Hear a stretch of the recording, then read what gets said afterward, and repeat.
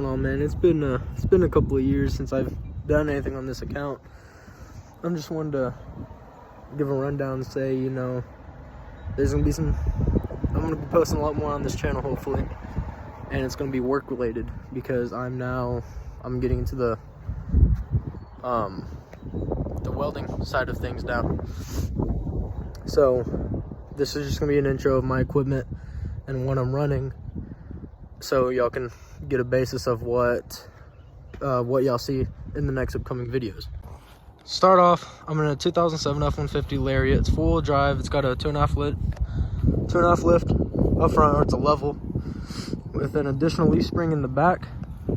And a 1-inch block. I'm running 10 ply BF Goodrich tires, the KO2s I think they are, with the 3 ply on the side, and it's got the 5.4 motor in it. It's got the 6.5 foot bed, got a header rack and a pretty deep toolbox. Here's the current toolbox setup. It is dirty. Got some rubber boots if it's muddy, flags, extension cords, nuts and bolts on this side, torch, a little bit of stuff there.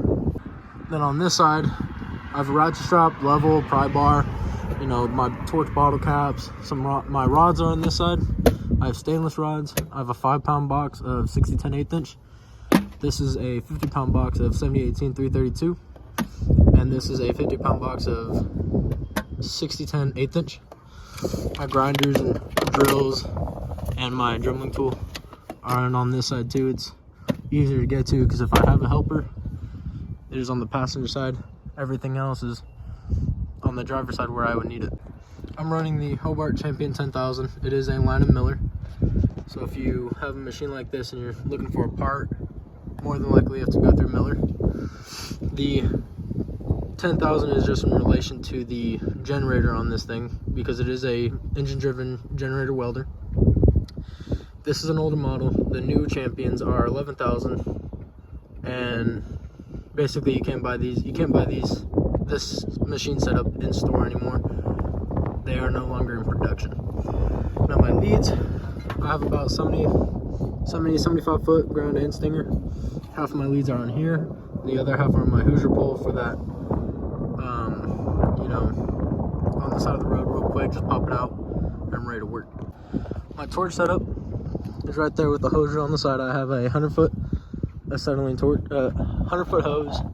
It's pretty handy. I got quick connects down there and up there on the regulators. Yes, it is illegal to drive with the regulators on. I haven't had a problem with it yet, but you're technically supposed to take them off while you're on the road, but I don't. It's too much of a hassle for me to get in my bed and out, in and out, in and out. So I just leave them on. Right here, when you drop the tailgate, you have the ground, my 100 foot extension cord, and my stinger. My chop saw sits right there, my bucket, along with a couple of chains, and my toolbox. That isn't the majority of my welding equipment. That's just the stuff that has been in my toolbox for maybe the past 2 years now. I have 4 B&B jack stands, the tall boys. They are chained up because them johns are expensive. Built racks to hold them into my skid that my machine sits on and my torch sits on. The oxygen sits all the way down to the bottom. The acetylene sits around a lip, but I may bore it out a little bit more so my bottle just slides right in there.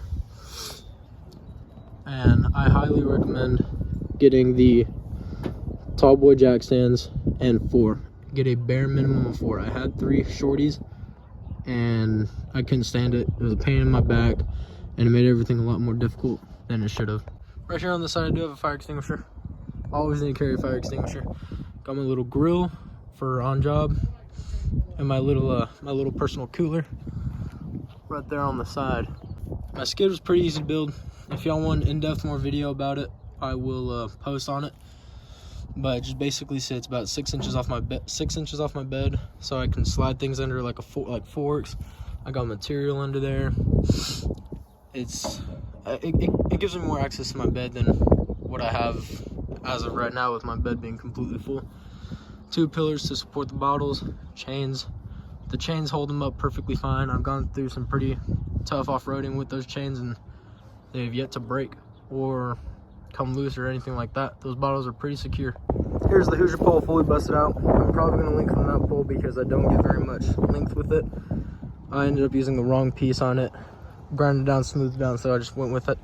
So I'm gonna end up replacing that and then probably putting another piece of pipe in here so it can extend 3 ways, or cap or pipe vertically for an umbrella.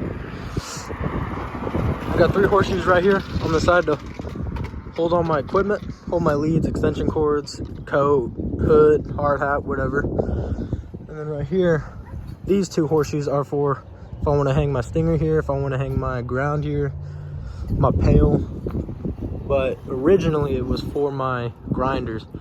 These horseshoes hold grinders perfectly, the 4.5 inches with the guard or without. These horseshoes hold it perfectly. That nut and bolt is to secure this when I'm on the road and when I'm on job. So does this one. Some point this week, or whenever this is uploaded, at the first week of January, I'm wanting another Texas plate for this one, but I had to wait because the school I'm going to go to cut that out was open because of the Christmas break.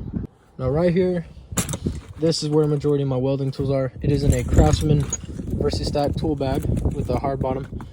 Love it to death. It's basically like a pack out kit. Just grab it and I'm ready to go. I have an arm guard with my company logo on it. It's like a sissy pad, but I love it.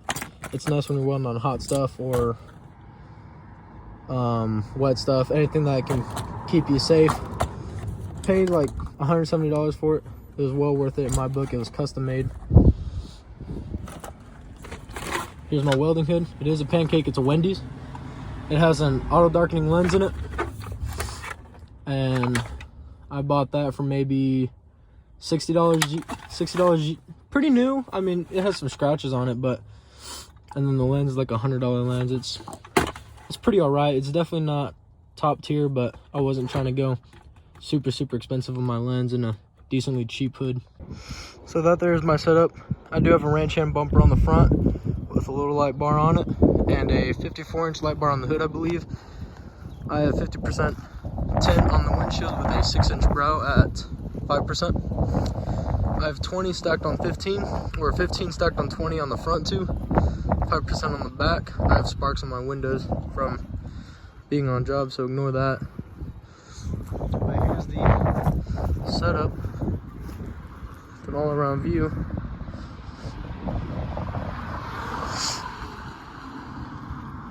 And currently I am looking into getting into a 1-ton dually or a 3/4 ton, so I can save a little bit more on fuel, because this thing is a gas guzzler, let me tell you something.